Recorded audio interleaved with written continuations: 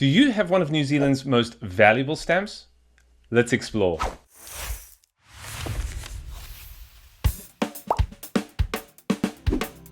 Ah, New Zealand, a country known for sheep, rugby, kiwis, and when it comes to stamps, New Zealand is known for a wonderful variety of colourful, fun, scenic issues.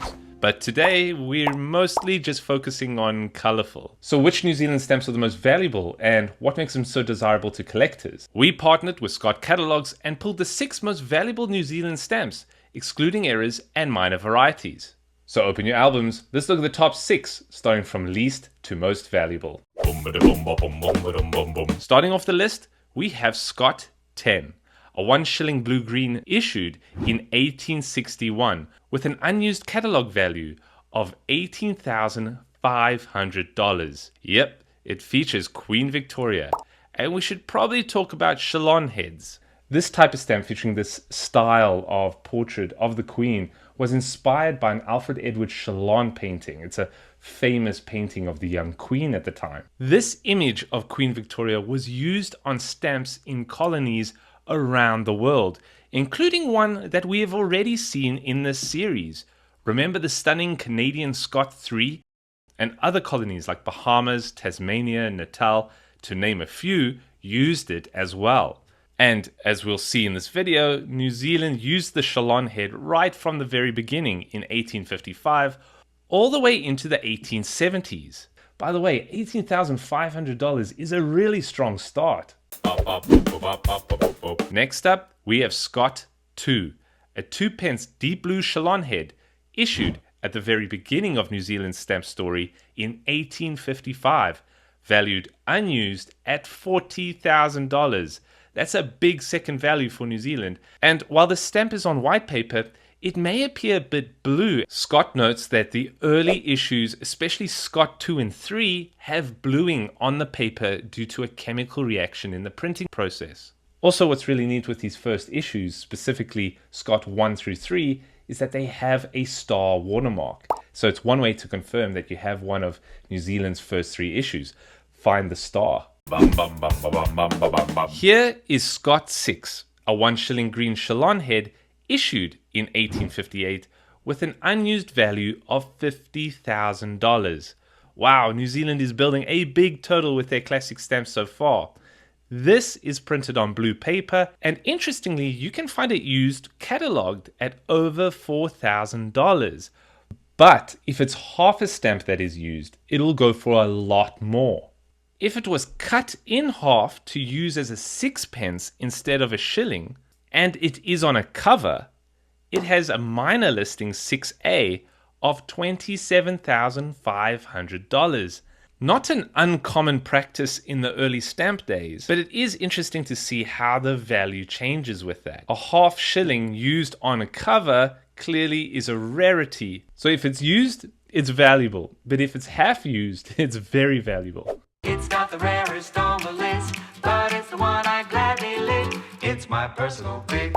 It's time for my personal pick, the stamp I choose that has nothing to do with value and everything to do with why we love stamps. My personal pick is Scott 196, a 1 shilling stamp issued in 1935 and has an unused catalogue value of $23. The most expensive of my personal picks so far. This stamp features the famous tui, also known as the parson bird, in a beautiful dark slate green design. This was issued alongside other beautiful pictorials at the time, some really gorgeous stamps. Now, I have this tui unused in my collection, and it just simply stands out above the rest. Also, I think the kiwi gets enough attention. New Zealand has other famous native birds that deserve love too, like the tui. It's a pretty cool bird known for its intelligence and its voice. It actually sounds like a malfunctioning laser printer, but it can apparently imitate human speech as well. This stamp has the tui perched on a branch with a black fern tree in the background known as a mamaku, and its favorite food in the top corners, karaka berries. So this is my personal pick, the Tui Mamaku Karaka stamp. It's a beauty. We're now in the top 3, and this is Scott 23, a 3 pence brown lilac issued in 1862 with an unused value of $50,000. This is interesting because it was never placed in use. Huh? That's what Scott says. Number 23 was never placed in use, so it doesn't have a used value. But it was issued because it's in the catalogue. I'd like to know more about this because there's a famous New Zealand stamp that wasn't issued but is mentioned in the Scott catalogues, but not with the value. It was meant to be issued in 1949 for the royal visit by King George VI, and it features the ship he was to arrive on, the HMS Vanguard. But due to an illness, he never arrived, and so the stamps were scrapped, except a few of them managed to escape the furnace. Wait for me! Oh no, run, Bazza! We're free! Here's the note in Scott, approximately where it would have been listed. A royal visit set of 4 was prepared but not issued. Examples of the 3 pence have appeared in the stamp market, and apparently there are around 7 known examples that made their way into collectors' hands and go for very high prices at auction. Now, it's not part of the list because, well, it was never issued. But here we have Scott 23 that was issued but was never put in use. So it goes for a high value in the catalogue. If you know more, please let us know in the comments. It's really interesting. Next up, we return to 1855 with Scott 3, a 1 shilling yellow-green Chalon with an unused value of $55,000.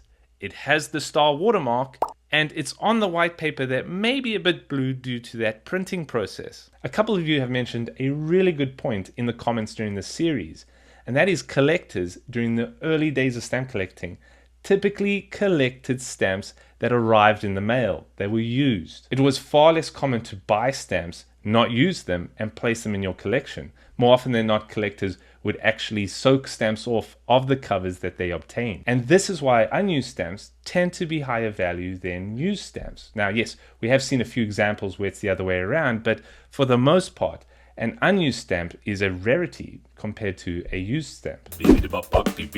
Now for the stamp with the highest value from New Zealand. This is a 1 penny dull carmine Chalon Head, issued in 1855 with an impressive unused value of $85,000. And it's a Scott 1. Number 1. And it's a perfect match. Scott 1 is number 1. Obtaining New Zealand's number 1 stamp is a difficult task, especially with clear margins and in great condition. It catalogues used at $20,000. So it's a valued rarity that collectors need for an early New Zealand collection. Make sure that it does have that star watermark. And if you happen to come across one, definitely get it certified. So there we are, New Zealand's 6 most valuable stamps and 1 personal pick. And yes, this is our second Queen sweep. All 6 stamps feature a Queen. Together, the total take for New Zealand is $298,523 in Scott catalogue value, just under the 300k mark. But this inches New Zealand just above Japan. Phew, this leaderboard is getting competitive. Let's see how long New Zealand can hold on to that number 3 spot. And that brings us to the end of this episode, which is brought to you by Scott, the worldwide leader in stamp listings and stamp values. Visit scottstamp.com to explore catalogs, collecting guides, and everything you need for your collecting journey. So do you have one of these stamps? Which country should we explore next? Let us know in the comments. As always, thank you for watching and happy exploring.